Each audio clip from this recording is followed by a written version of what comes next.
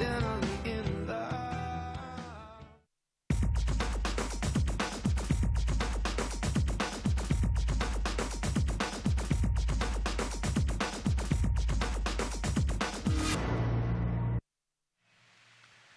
Welcome to Gulfstream today, and welcome to beautiful Gulfstream Park. Ron Nicoletti, along with Gabby Gaudet, and let's get that stamp. Another Chamber of Commerce day here in South Florida. Beautiful day. We have fast-made track, firm turf course. Lots of great races yesterday, including the feature event of the afternoon. The feature event was yesterday, the Grade 3 Gulfstream Park Sprint. We'll go back and show you the stretch run of that performance run. And boy, was it impressive for Unified. And I think, I tweeted this out yesterday, I really think Jimmy Jerkins has to be commended for this horse's performance. He blew him out a quarter of a mile on Friday morning, and this horse was feeling his oats yesterday. He was so sharp, and he just popped out of the gate and never looked back. A lot of people saying that maybe it was a little bit of a confident ride on Mind Your Biscuits, but still, I think that the story of the race was Unified's performance off the layoff. And you did point that out in the walking ring before. That was old-time training, you know, when they blow him out the day before. That does not happen anymore. Usually, you know, to work the horse 2 weeks before they're going to run nowadays. They're so, you know, cautious with everything they do. So a great job, and got a little lead weary in the stretch, you know. Rightly so. He went fast. Yeah, he went fast, and I mean, it was really a great performance and a great trainer. So that was just one of the races today. 13 races again, and we'll go through the menu right now. In race number 1 today, we have the Rolling Super High Five. So we're starting with a carryover of a little over $3,000. We do have that carryover in the Rolling Super High Five that takes place in the opener. Race 1 also does kick off that 50-cent early pick 5 run. I'll have a ticket for both that and the late pick 5. Late pick 5, and then we got the Rainbow 6 yesterday, and we have a carryover in that of a middle pick 4. I forgot. We have the middle pick 4. We've got 13 races. That's right. That's right. We got a middle pick 4, ever popular. It starts in race 6 today with the 13 race cards. Now there's the Rainbow 6, $45,000, about $46,000 in that pool. So that'll skyrocket to over $100,000 easily. Yes, and it is a very competitive sequence. I'm interested to see your take on the sequence later today. And race 9 kicks off the late pick 5. Seems weird to say that. It does. That's why I forgot the middle pick 4, because I thought it would happen in race 5. All right, so we tell you what's happening here as far as wagering goes this afternoon. And this first race, 1 mile on the turf, maiden claim is fillies and mares, 4 and up, $20,000. We got 9 in the field, no scratches or jockey changes. And I know you have your first of 2 pick 5 tickets starting right now. I do. Let's take a look at it. And actually singling in the first leg. I know this is bold. I just saw your eyebrows go up, Ron.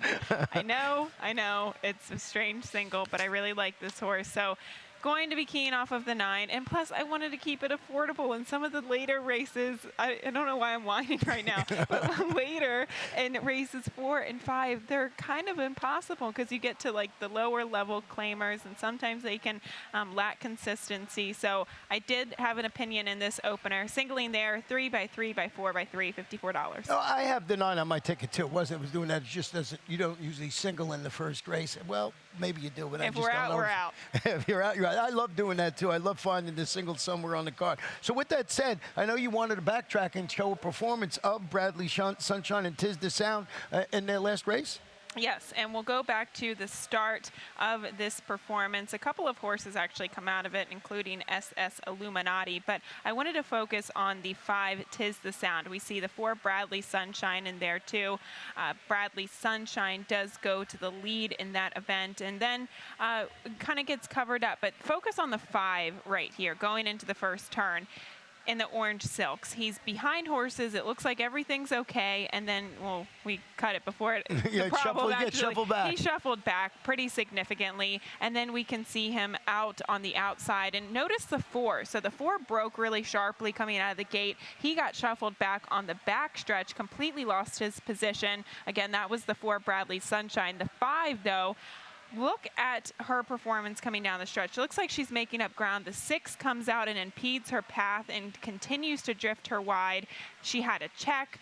Corey Lannery had to fiddle with the reins a little bit and just completely hindered her closing kick coming in from off the pace. So with all that trouble, early trouble, late trouble, everything in between, I really liked her best out of that race. Yeah, you know, before that race, talking about the Bradley Sunshine today, I talked to the connections of the race, Cam Gambolati, and Jose Liscano, and they were really high on this horse, and they had that trouble, and that's the reason I put this on top. But for all the reasons you have your horse on top in here, I use those two on my ticket. And Bradley Sunshine, as you said, did show that gate speed and then shuffled back on the backstretch. So she had her fair share of trouble too, and this will be her third start off of the layoff. So if I were to go too deep, I would be using her. Other than that, the Four Hopes Roar, she's coming off a really lengthy layoff, but if Georgia Abreu has this horse fit and ready to go, she does have the back numbers that kind of are pretty equivalent to the rest of the field. You mentioned SS Illuminati coming in that race. They're going to add blinkers today, maybe keep that straight crosses. He's the one that drifted out a little bit in there. So I think she drifted because she was heading in the wrong direction. It didn't look like she had a really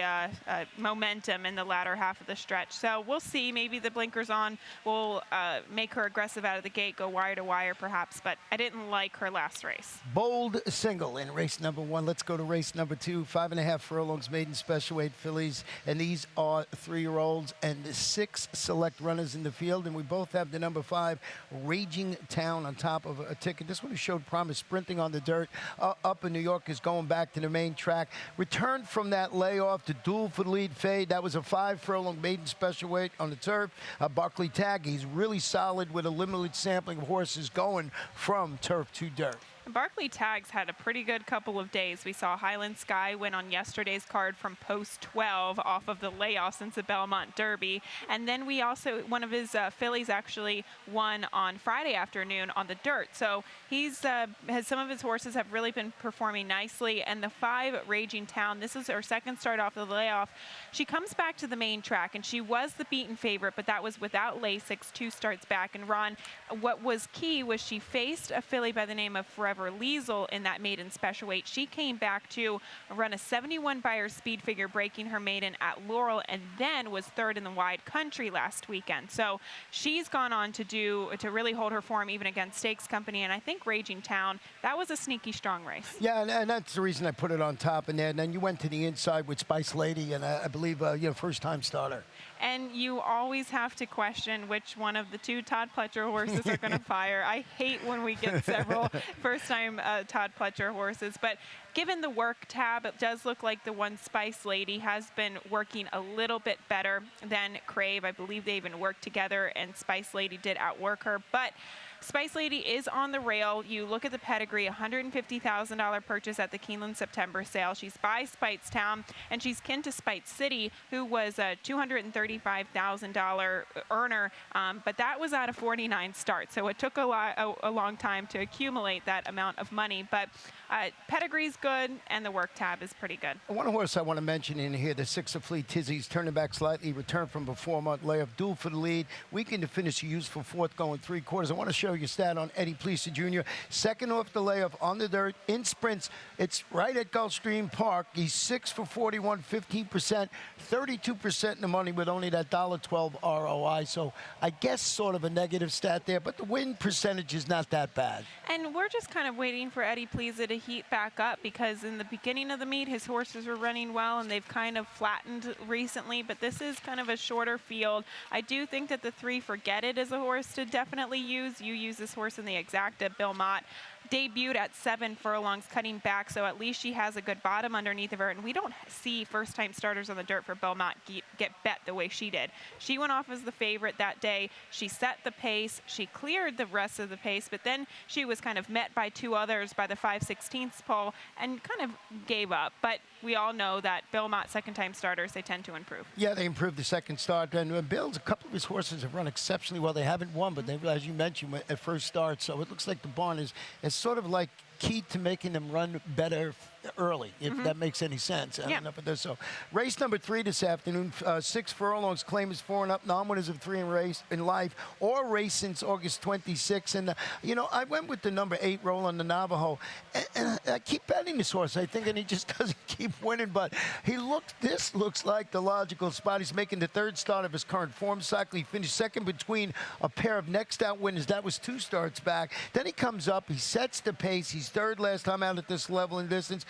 I think he fits against this level of competition. I think this is the spot. He does. He's just a hard one to like. He's 3 for 27 on form. Yes, this is his third start off of the layoff. I almost wonder if he might need one more step down in class because he can't just break through. But look, today might be the day. I went to a horse who's taken a big drop in class. That's the 5 Mr. Business. Last time out facing Allowance Optional Claiming Company. That was off of the layoff. So yes, maybe a little bit of a cause for pause given the quick give up on this horse, but I'm thinking he's going to break and his back class will prevail regardless of maybe the problems that this horse may or may not have. He's got speed, drop in class. I saw it that way. Yeah, I mean, he's going to go out. You know, he's got to be on the lead because that's his, modus operandi. He's got to go out there and go to the lead, but the drop had me afraid. So, I mean, I put it on the ticket, but way on the other end. We did both use the number 2, a bit growth in second. Won his last start when switching from turf to dirt, albeit it was at Mountain Air and it was last July. So he's dropping to this 12.5 level on the main track. He showed speed. He tired to finish 7th. It was a 16 claimer going 7.5. So I had to go all the way back to Mountain Air in July. And when he made the surface switch, he won. He did, and that could help him. But you look at his races going longer distances, and he shows speed and then stops. But still, sometimes he gives me the vibe of a horse that even cutting back to 6 furlongs might just be in that awkward chasing position and fade. I don't know if he's really found his right surface or distance, so he is a little confusing to look at on form and to have confidence in. But he is 5-1, and I thought kind of a fringe player in here. Yeah, we both used Bluegrass luck in third, going back to the Marcial Navarro bond. The gelding steps up to the next level. He used his tactical speed. He beat those 2 lifetime types last time out. A big performance. Yeah. It was a good bit of training for this horse, getting him fit and ready to go off the layoff because it was a pretty quick time. He did go wire to wire. I don't know if he'll get the same type of setup today, but a good race last time out given the layoff. Race number 4. 1 mile and 116, claim is 4 and up, $6,250. 6 will go to the post. I think we have our exact flip-flop here. I went with Bama Bound, who's hoping to find just that little more for the stretch run. He stalked 4 wide last time, and he finished 4th at this level in distance. He's an 11-time winner. Luca Panici in the saddle, so old war horse. I'm giving him the benefit of the doubt today in this spot. And look, this is a 6-horse field. It looks like a lot of horses don't have any speed. And when I was first handicapping this, I was thinking, all right, Moonshine Martini, he finds himself double-digit lengths from off the pace. Toes Gray Cat, 17 lengths from off the pace last time out. Bama Bound, he closed. There are several horses, Sir Sparky, Yukon Sky, they just don't have any speed. And Storm Warnings last time out, yes, he didn't show any bit of early speed, but he's capable of being closer to the lead. You go back to some of the races he was running in during the summer at Gulfstream, and he was about a length from off of it. So I think he's the naturally fastest in here, and he could have the tactical advantage. Yeah, and you mentioned his past performance. You see he won an $8,000 race at Gulfstream Park West and a $62.50 claimer here in July. And what a great story. Trained by George Handy, who is 90 years plus. So if he should win, I will certainly run down to the winner's circle. That's one I would go and visit. Yeah, and not only, I mean, it's just rooting interest right there, right? Yeah, of course. You want a horse like this to win. I'm glad you put him on top. I didn't have the nerve, but I'm glad you did. Maybe we'll bring him home today. And we both used the 1 Moonshine Martini you mentioned out. He's stretching out to a mile. He was like way 10 lengths off the pace last time out. He finished 2nd. That was going to 1-turn mile. And unfortunately, I think the race kind of set up for him. There are a couple horses battling it out on the front end, and he came closing late. Visually, it looked impressive, but I wonder with this type of field and, like I said, the lack of overall speed, if he's going to get the same setup. Moving right along to race number 5, 6 furlong, claim is 4 and up, non-winners of 2 in life, $6,250. We'll have 8 in here, and once again, I believe, well, we almost have our exact flip-flop. You started it off in here with the number 6 horse in here, and that's Godiva's Limousine. I did, and do I have confidence in this horse? Probably not. We are looking at this race, and in the pick 5, I did use the 4, 5, and the 6, so I'm happy to see that we both land on the same top 3, even though if it's in different order. Same goes for this race as the race that we just mentioned. It looks like horses that don't necessarily show a lot of speed. The 6 Godiva's Limousine has a good outside post position. And what I've noticed with this horse, he has been facing kind of faster horses lately.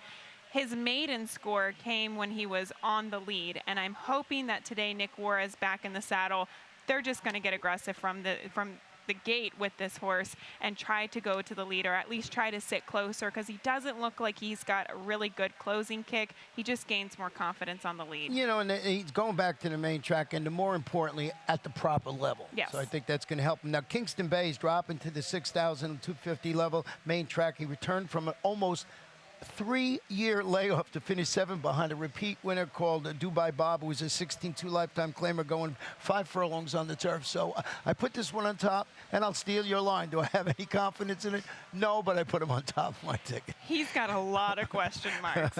He's a 7-year-old with 5 starts. Lots of starts and stops in between. He first started in July of 2013. He's had limited races since then, and he's never been on a main track before. So I think with those two things, that made me a little bit apprehensive to pick him on top, but he could definitely win. He's been competing against better company. And then you look at the rest of the field, Ron, we have Phil's Comprise to the inside, who's 1 for 66 on form. Cyber Josh, 1 for 27. So I think we might have the right 2. We also have the 5 Discreet Manor, though, who I think could probably sit a good trip too. Yeah, he had a couple of interesting outings going longer. He finished a good second, going 6.5, 2 starts back, and the 8 wide 5th, going 7 last out. So why not put him on the ticket there? I wish I could go with the all button there, but our tickets would be too expensive in that particular race. I think we have the right 3. Yeah, okay. Let's go to race number 6. 1 mile maiden claim is 4 and up, $12,500, 7 in this field. And number 3, Sandbrook Edge, is dropping to this 12.5 level on the dirt after failing to show much against better. That was a pair of route races on the turf. This is by far the easiest spot in this horse's 10-race career, and I think he's a low, what is he, 8-5 on the morning line. I tried to beat him with several others in here, but I just couldn't find an alternative. The 7 Legislation was another one that I kind of looked at, and he actually had a huge improvement off of his time away. We see that he was running really just awful races prior to the layoff, but they came back and he really improved. He went from running 18, 16 Beyer speed figures to popping up with a 47 last time out, so maybe he could build upon that performance. Sandbrook Edge, though, like you said, we've seen Dale Romans throughout this entire meet so far be pretty aggressive, especially with his maiden horses, and have success with that type of angle. Corey Lannery's in the saddle. Not going to try to get too creative in here, but it could actually go to a first-time starter. In these races, if I have kind of a bigger bankroll, if I'm trying to construct those multi-race sequences, I always like to use, say, the favorite and then the first-time starters in the race, because sometimes that's all it takes. Well, they're not proving that they can't run yet, the first-time starters. You know, the horse I put it there just real quickly, Traffic Express, 0 for 28. Has been knocking on the door recently, but you can't have any of that confidence in a horse like that. Now, for the trifecta, superfecta, of course. But so maybe the first-time starter is the way to go in here. I think his knuckles are getting a little sore from knocking on that door. But today might be the day. Like I said, sometimes these first-time starters are pretty enticing in terms of the multi-race sequences. So if I were to play, say, the pick 4 in this race, maybe I would have confidence with the 3 Sandbrook Edge, maybe throw on the 2 Mongol G, and even the 6 Rogue Warrior to try to get some value to the ticket. Let's go to race number 7. I like this race for betting purposes. 5 furlongs on the turf, maiden special weight, 3-year-olds in here, and no scratches or jockey changes to let you know about in the race. And I know you had a backtrack here on Happy Wanderer and Storm Team. Yes, we will go back to this performance, and just before entering the turn on the backstretch is where we will start this video spotlight replay. And I think a lot of people were thinking that Happy Wanderer was going to make the lead after so much speed that he showed in his first performance. We can see Happy Wanderer here actually in between horses, and I wouldn't say he was checking, but he looked like he was really pulling between horses, and I think that was unfortunate, because I think Jose Lizcano thought that this horse might have broken on the lead. He broke a step slowly. There were other horses that out-sprinted him to the lead, and then he had to make that early move to go to the lead, and that's often kind of problematic, especially at 5 furlongs. But we can also see Storm Team in here, the number 7 horse. He's trying to close from off of the pace. He was wide, and he had a pretty wide trip, and he closed late. To me, it looks like the turf is kind of kicking up there, so maybe it had a little bit more moisture than what we've been used to. So I think you have to ask yourself, who do you think is going to really like this firm going? Who can turn the tables on whom? We'll see how it shakes out. I thought Happy Wanderer might be the choice here, given the fact that he might be a little bit sharper. Well, let's show you a stat on Happy Wanderer. Bill Mott, over the last 5 years, second off the layup on the turf, sprints at Gulfstream Park. He's 3 for 19, 16%, 26% in the money, $1.25 ROI. So a bit of a negative stat, but the win percentage is fine. It is. It is a negative stat, and I went against him last time out at 90 cents to the dollar because the company that he faced at Saratoga, it really wasn't that strong. No horse had really come out to do anything since then, so he was bet off of a maiden special weight at Saratoga. I think he just faces a much more manageable field here than he did last time out. The 4 All About Mike is a horse I picked in second, who's stepping up from maiden claiming company, but he ran a fast enough race to actually make him on the same level as maiden special weight company. And I sort of used an angle with the 5 Dynamic Dancer, who I put on top of my tick. This one proved he could handle the jump up to special weight competition again. When he dueled for the lead throughout, he finished second behind a very impressive winner called White Smoke that we saw run yesterday. Patrick Beancombe readied him for this assignment with a bullet half-mile workout up on the Palm Meadows turf. I see this as a total lateral move, and I like the company line last time out with Dynamic Dancer. I don't know what is on the morning line, 9 to 2 or something like that. So get a little bit of a price. So Dynamic Dancer, Storm Team, and Happy Wanderer for all the reasons you mentioned. And that's what makes me more confident with the 3 Happy Wanderer, because we are talking about horses who were already exposed at maiden claiming levels. Santini won the race last time out for Happy Wanderer. That horse was, I believe, entered against Stakes Company yesterday and scratched. So we're talking about 2 levels of class here. So I think that Happy Wanderer with a cleaner break might just class out the rest of the field. Well, that's the first 7 races on the card. We'll take a short break. When we come back, we'll have the Rainbow Six.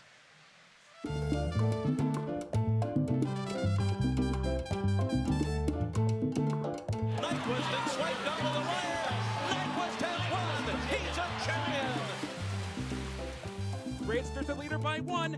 Here's the finish. Raidster, wire to wire. And Sir Dudley Diggs from Amuse Gizmo. Sir Dudley Diggs has won the Queen's Plate.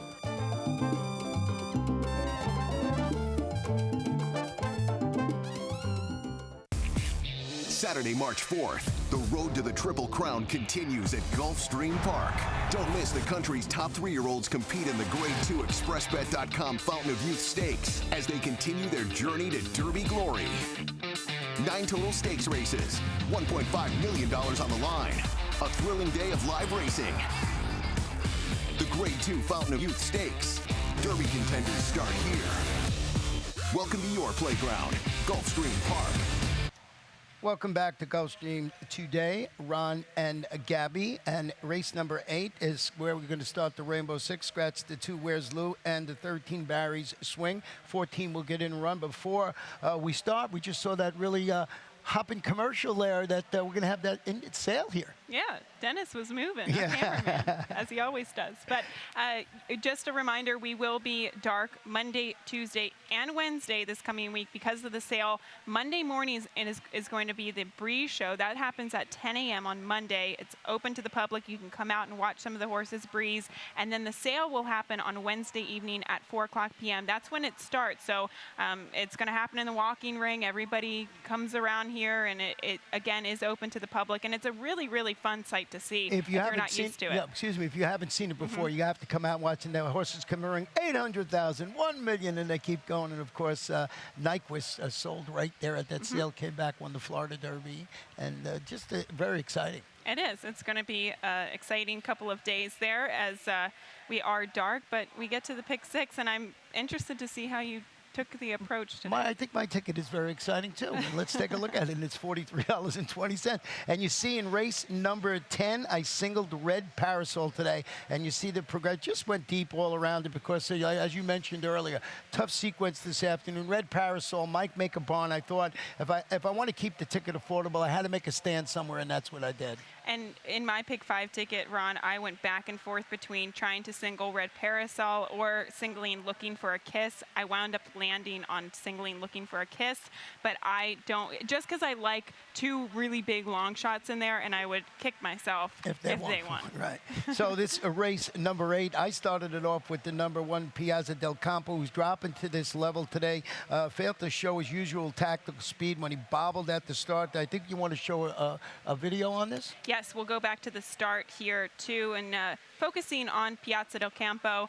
He is the number 6 here. We can see Gilded Warrior just to his inside, and he gets off to an awkward start. He gets bumped around, almost pinballed. You can see he loses his balance and hits the 7 and gets off to a horrible start. It took him a couple of strides to finally recover, and by that time we saw Adonis Creed make the lead and start to slow those fractions down. They went pretty quickly opening quarter, but then he quickly slowed it down and just drew off from the rest of the field. Adonis Creed came back to win a starter allowance optional claimer with a 75 buyer speed figure, really improving. But we can see both of these horses kind of rounding it out. Again, that's the winner of the race, but I thought that the early trouble really hurt Piazza del Campo because he's a horse that's used to be closer to the lead. And what Adonis Creed was that? The French bred or the other? French bred. We have 2 with the same name here, so we always got to say that. So we both ended up on the number 1 Piazza del Campo for all the reasons we just showed you in there. I went to the 9 in second. You have it in third, and that's Gilded Warrior. Dropping a notch on the claiming scale after rallying. He hit the board in 1 of 2 turf outings at the 75 level. Sid Attard, leading jock Luis Saez in there, and I just thought with the drop, and he looks like a logical contender to be there. He comes out of the same race. I think he is a very logical horse. I did want to throw in a horse at a price for the exacta, and that's the 5 Smarter by Smart Strike. A really nice pedigree here. The blinkers come off, and rider changed to Joel Rosario today. It was a very weird race because he was squeezed out of position immediately coming out of the break, and then he was under a really strong stranglehold for pretty much the first half of the race, and then he just started to head backwards coming down the stretch. So I thought with the early trouble, 7.5 furlongs, you want to break sharply, you want to get in the game from the get-go, and he just didn't have the ability to do that. So I'll give him another shot. Yeah, we're basing an agreement with the superfecta here, just boxed around a little, but Piazza del Campo on top of our ticket. Now, race number 9, 6 furlongs claim is 4 and up, non-winners of 2 in life for 4-year-olds, 30,000 down to 25,000. 8 will go to the post in this race, and this is where our final pick 5 of the afternoon starts, and you have your final ticket of the day that you want to show. Let's show it. $50.40. $40.50. What are you reading it backwards? I think I'm dyslexic. $40.50. Thank you, Ron. Using 3 horses to start things off with the 1, 3, and the 8. 1, 4, 8. Again, I said I was singling on the 1 Looking for a Kiss. He's 8-5 on the morning line.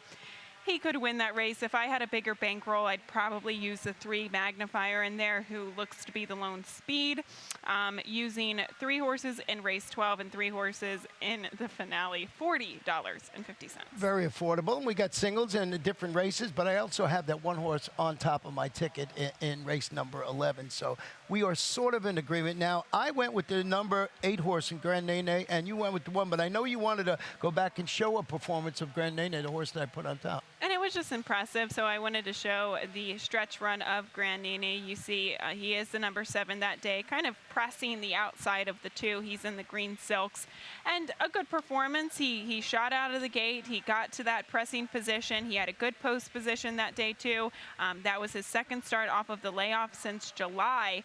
Not sure why, first off the claim, they decided to go to the turf with him. He was a horse who tried the turf prior to this performance, and it didn't work out too well. So I think coming back to the main track will definitely help him. Oh, yeah, that was my reasoning in there. And, Jane Sibeli, Nick Juarez handling that combination, drop-down surface switch. I want to show you stat on Jane Sibeli over the last 5 years. Turf to dirt, route to sprint, pretty solid. She's 9 for 39. That's 23% win average, 69% in the money with a positive return of investment of $2.41. So a nice stat. And, that horse was working on that 3-race win streak.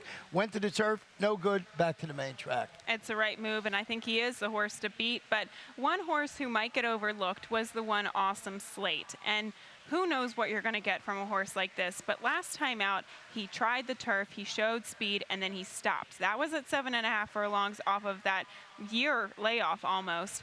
And he doesn't have a turf pedigree. He's by Summerbird out of Awesome again. So I think coming back to the main track will help him. The drop in class, yeah, it's a little bit of a concern that he was facing grade 3 company and he's immediately dropping in today. But I think Brian Lynch is probably just doing the right thing by the horse and trying to get a win out of him. And he's clearly a more accomplished dirt horse. Yeah, going turf to dirt. So, you know, I can understand that. I put him on my ticket, you know, somewhere down the line just for all the reasons that you mentioned and really respect the connections. And if you go back to Sam Davis before that layoff, so they thought this horse had a touch of class. So run there. And now, who else did you? We both used the 8, and you also used the number 3, and I did use the 3, and that's Piccadilly Roadster. And he could win. Just, I thought last time out off of the layoff since June, first time for Dale Romans, he kind of maintained an even pace down the lane. And unfortunately, if you liked him last time out, you're not going to get the same price here today. He was 21-1, whereas he's 5-2 today. But he's a horse I think you want to use protectively just because of the meat that Dale Romans and Corey Lannery have been having. Yeah, it's hard to leave them off the ticket. I used the 5 opening remark at third, making the third start back from the layoff.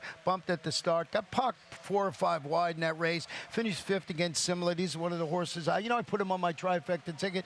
I think, I'm going to go back and revisit the 1 in here, but I just thought that 8, Grand Nene, or maybe the 3 were the ones to beat in there. Very well could. I used both the 3 and the 8, but the 1, of course, to kick off the late pick 5.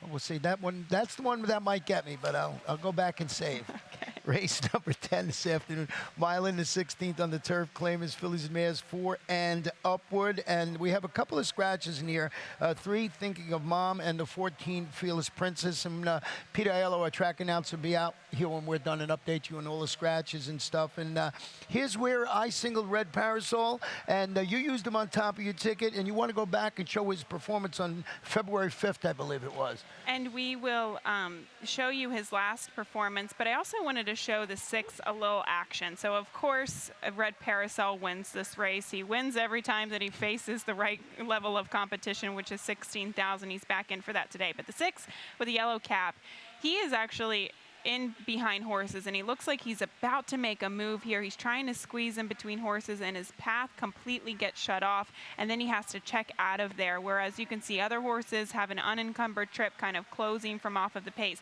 He starts to re-rally, though, after that troubled trip that he had to squeeze out of. Now, a little action in here. He's the number 8. He's got Corey Lannery for Julia Carey, who's actually had a pretty good year. She's 16% on the year with just starting 62 horses. And the horse is 20-1. I know. Why That's not? one of the long shots you, if it beat, you would be upset, right? Yeah. Exactly. Well, let me So show that's you a stat on Mike Maker with Red Parasol. First after the claim on the turf, all claimers at Gulfstream Park. 11 for 40, 28%, 63% of the money, and $1.43 ROI. Of course, horses like this, Red Parasol, win. That's why it's the $1.43 ROI. But that was a great backtrack showing that horse there, because that horse really did get shut off when he was making a move. 20-1 this afternoon. So a horse that you have to go back and look, revisit for sure. And you look at his recent races, he did drop in class in the past 2 starts. That was off the layoff. He actually got off to a poor start 2 starts back. You have to go back to July to find his last win, but that was against $30,000 claimers, so he's got some class. He finishes in the money frequently on the turf, so I liked him at a price, and I also liked another crazy horse at a price. That's the 4, Mizzen Grace for Kathy Mungen. Going to be using this horse, and maybe he is just tailing off. When a horse starts to tail off under the handling of Arnaud Delacour, it's usually a bad sign because he's a fantastic horseman.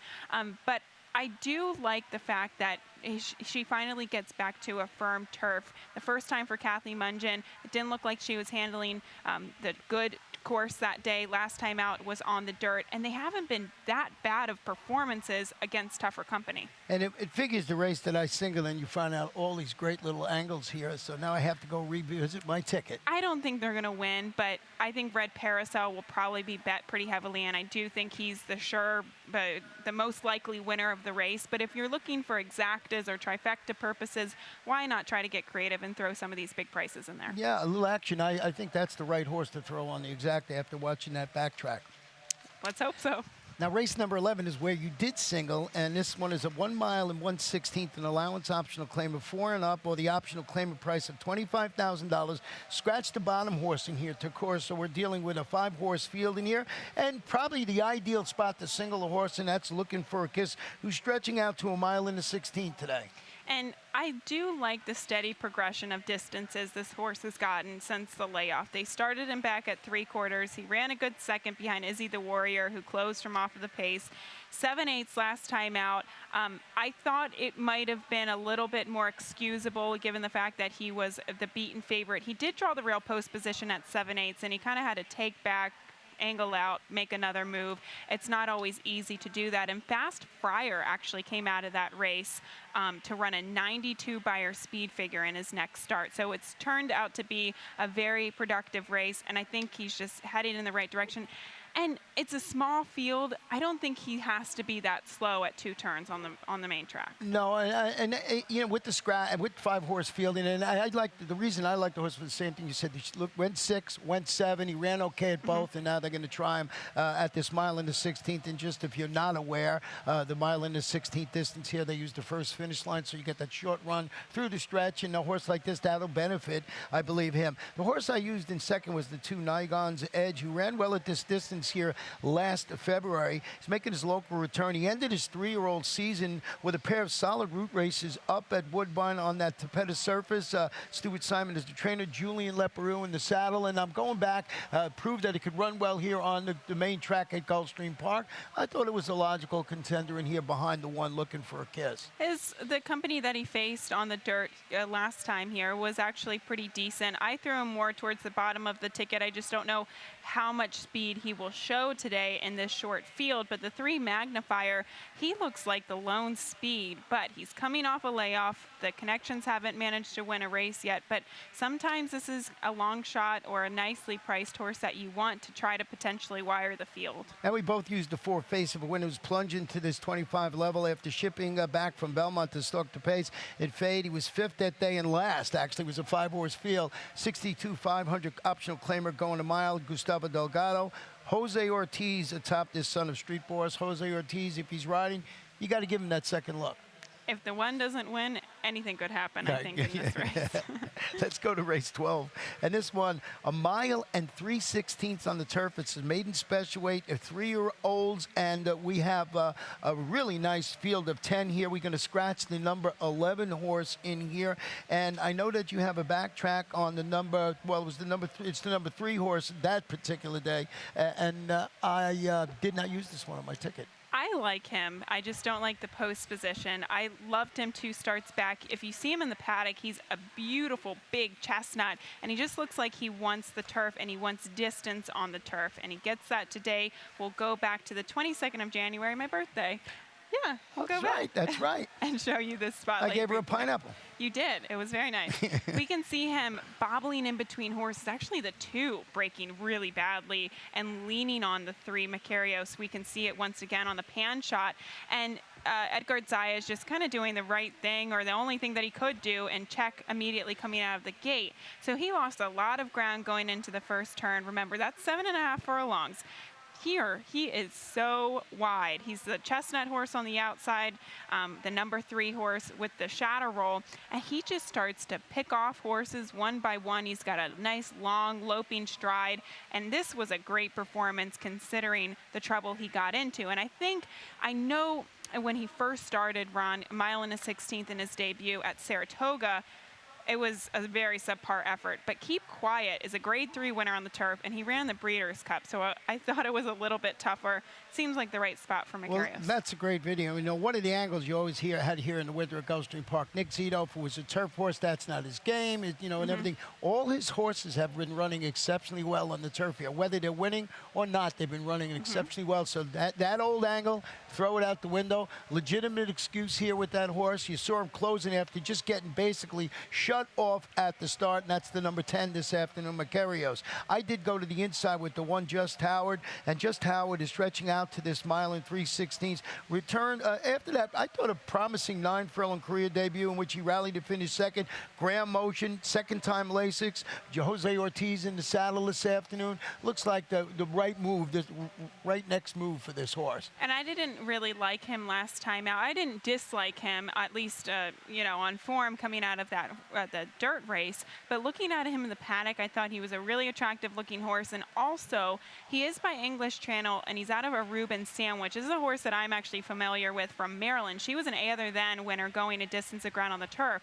So there's turf pedigree on the top and the bottom, and we all know how well Graham Motion's horses run on the turf. So Just Howard is well posted to the inside. He gets Jose Ortiz, who seems like he can do nothing wrong lately. So I do think that this is the horse to beat, and he's well posted. You did say Reuben Sandwich.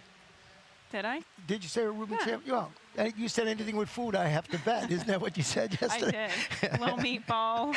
I thought I heard Reuben. Mozzarella. I thought I heard Reuben Sandwich. I used the 3. Don't overlook. There's another stretching out slightly. I think if you like the one Just Howard, you got to use this one. Set a pressured pace throughout. He finished third behind the horse I put on top. He's a bit of a speed play. That was at 1 1/8 last time out. He could be right there. The 7 Confiscate was a horse that I'm going to use one more time in the exacta for Belmont. This horse broke from the rail last time out. I thought that his hand was a little bit forced given the rail post position, so we could see maybe a more comfortable trip stalking from off of it. And he was a horse who was acting very studdish in the paddock. He was not focusing on the task at hand, but he does have a lovely pedigree by Lemon Drop Kid. He's owned by Jubmont. I think he's bred to be a good one, so maybe if he just gets his head in the game, he could turn things around. Yeah, and he was dueling with Don't Overlook, and like you said, his hand was forced from that inside post position. Well, we're ending the day and the week with race number 13, 1 1/16 on the turf, maiden claimers. 3-year-olds, $25,000 scratch for 13-15, and it looks like the number 14 will get in and run. And I went with the number 5, Leopard Cat, and I'll tell you why. He's dropping to this level today. 25 receiving laces, got parked wide. He failed to get on track in his maiden special weight debut. Brian Lynch, Javier Castellano. Want to show you a stat on Brian Lynch with horses going maiden special weight to maiden claiming on the turf. It's limited sampling, but he's 6 for 26, 23%, 46% in the money with a positive return of investment. And I just thought this horse was the logical one in the nightcap. One of these races that if you can go deep, this is one where you go deep. I agree with you, and I just used 3 horses, the 3, 5, and the 7. So I do like Leopard Cat. This is a horse that makes sense for all the reasons you mentioned. Dropping, sometimes a 7 furlongs distance at Belmont on the turf can be a tricky distance, and some horses like or dislike. And I do like that he stretches out to 2 turns today because it doesn't look like he's got a lot of speed, so it should help him get into the game. The 7, Milo Diamond, though, he was a horse that I remember seeing first time out and writing the note that he's a really big horse. And he looks like he carries a lot of condition with him, too, that maybe each and every start he might be slowly starting to figure it out and slowly round into fitness. And I always thought that the longer the better. So today is the day that he finally gets to the 1 1/16. And I'll give him one more shot. And for all the Brooklyn Dodger fans, I threw in the 9 DeRocha, his old manager, dropping 10 on the claiming scale. He followed a 3rd place finish at this level in distance with a 5th go against 35 last time out. Great horse to put somewhere on the super high 5 ticket. Food and sports. I think that's what you Is that the key? Is that my key? Yeah, that's what you stick to. Yeah, Reuben Sandwich. I got to go back and look at the breeding on that horse. Well, that is how we see the Sunday card. 13 races. We're going to have some interesting racing today. It is. It's going to be 26 races just in the course of 2 days. So yesterday was a great card. Today is an excellent betting card, especially the late pick 5 and even the pick 6. And then we're celebrated by having 3 days dark. 3 days dark, and if you remember, if you can get out here on Wednesday to watch the sale, it's really, you come out and you see some of the horses go through the sale and pay $600,000, $700,000, and it's you could gee, I wish I could have a part of that horse. They look fantastic, too. And all the big shots will be in town trying to buy those big shot horses with potential bright futures. And then after the sale finishes on Wednesday evening, well, we're ramping up for a big Saturday next weekend as everything starts to come in line and come in place for the Fountain of Youth. Yeah, Fountain of Youth next Saturday, and big stakes day and everything like that. So the big shots will be here on Wednesday, and us two little shots will be back in a little while. We have to take care of these horses that, give us so much joy.